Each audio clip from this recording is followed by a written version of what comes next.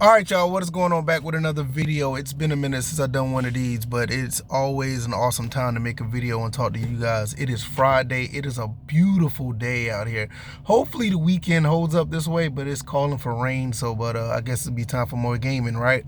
With that being said, if you haven't already checked out all the other content that I have, the links down in the description. Also, I really appreciate everyone who has. Don't forget to like, share, and subscribe. I really would appreciate it. All right, today I want to talk about PlayStation and Xbox. I know, it's been a thing with these consoles, these companies going back and forth, and I'm the type of person that loves to give any company a chance to show me what they have. This is one of the reasons why I do collect games and I collect consoles. And with all the talk with Xbox has been going on, I've been trying my best to go back and give Xbox a chance. I've been playing my Xbox Series. I had a Game Pass until the price went up. I actually been, playing some of the software on that device, not only just the Xbox Series, the Xbox 360, just going back and playing some of the games, and my PS5 has been collecting dust. Man, let me tell you something. The PlayStation ecosystem is so good. It is so good. And I know that it is because I've been playing it for most of this time. And I've been letting it sit on the sideline for a while. So like I said, play with the Xbox, play my PC, do these other things. But I just recently went back to the PlayStation ecosystem maybe, a couple of days ago. Outside of playing my PlayStation 2. But that's another story. And I want to say, look, I invested a lot into these consoles. And I went back and I realized how I have my PlayStation purchases, the games that I bought for my PlayStation, not just the PS5, but like PS4 as well, because it's backwards compatible. The games that I bought for that as well, I've set up a very good ecosystem for myself with that console. And I'm looking back on the Xbox and I'm like, I've just been playing the Xbox Series just because it was there. I don't necessarily feel any attachment to that console. And I know, some people can be like, you shouldn't feel attachment to any of this plastic or whatever, these hardware. I feel an attachment to my PC. I built that with my own hands. I do have an attachment to my very first console that I purchased on my own, my Dreamcast, that I bought with my own money. I do have an attachment to the original Xbox because I think that was, an awesome console. It's probably my favorite console of all time. But when I look at the PlayStation ecosystem in general, I look at what I did with the PlayStation 2, PS3, 4, and 5. I know I set up a great, ecosystem for myself with the games that I bought, and the way that console just, presents itself. I've been in the dark, and I put myself there on how well I have it set up and how much I enjoy just playing on that platform. Sony has been doing a great job at putting things together for a gamer, and it's always been a gaming platform. Xbox have kind of gone out of their way to do extra things that are not necessarily gamer friendly, and Nintendo is still a gaming platform, but that place is for my son. He's 6. That's for my nieces and nephew. They're preteens. They play the Switch. They play the Switch too. They're having a blast. I really can't get into that side of the gaming spectrum anymore. I mean, if it ain't, I'll say the GameCube and maybe the Wii U, maybe. I just can't get into it. But the PlayStation, I need to really invest. I ain't gonna say invest. I need to get back into playing my PlayStation 5 more. Like I said, I just been giving Xbox a chance and playing some of their games over there. But at the end of the day, I just really don't feel that attachment to it. Now, don't get me wrong. The Xbox 360, I could play that all day.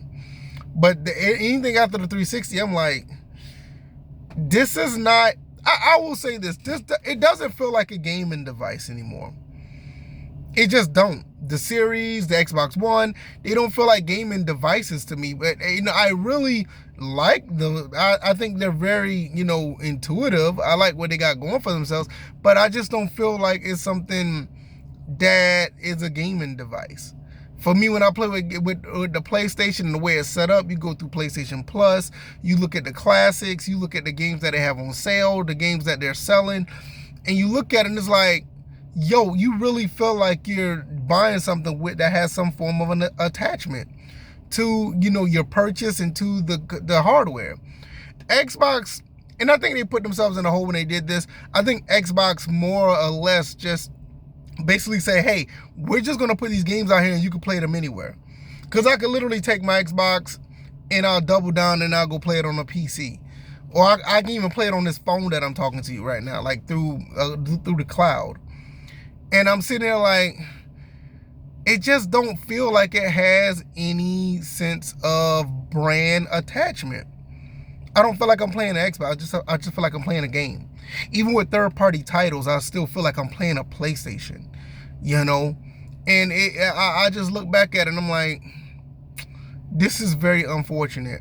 Because at the end of the day, the PlayStation 5 is everything that you want. And you would want the competition to be the same thing. And it's just not there.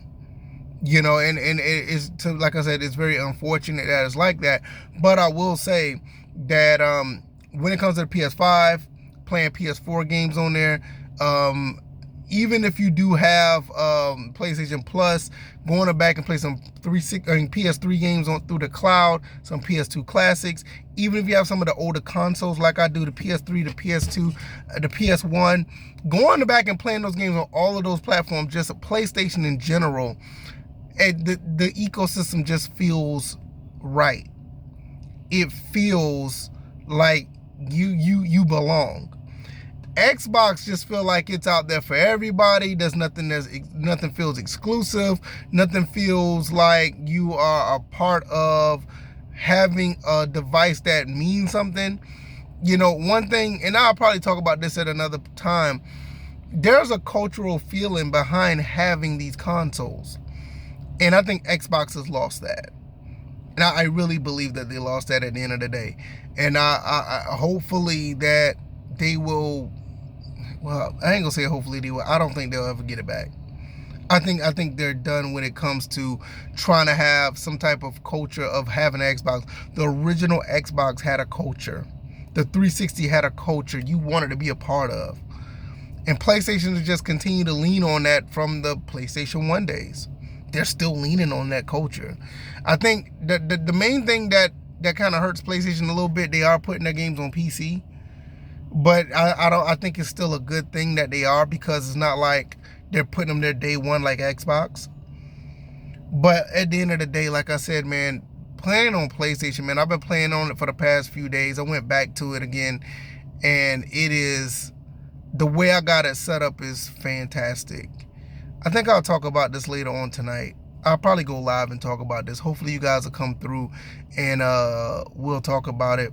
We'll go through both of these consoles, and we'll just talk about it, and we'll just have a good discussion. Maybe play some games as well. Y'all let me know what y'all think. I'm gonna get out of here. I gotta get back on this road, and let me know what you guys think in the comment section. Like, share, and subscribe, and I'll see you guys on the next one. All right, y'all, I'm out. Peace.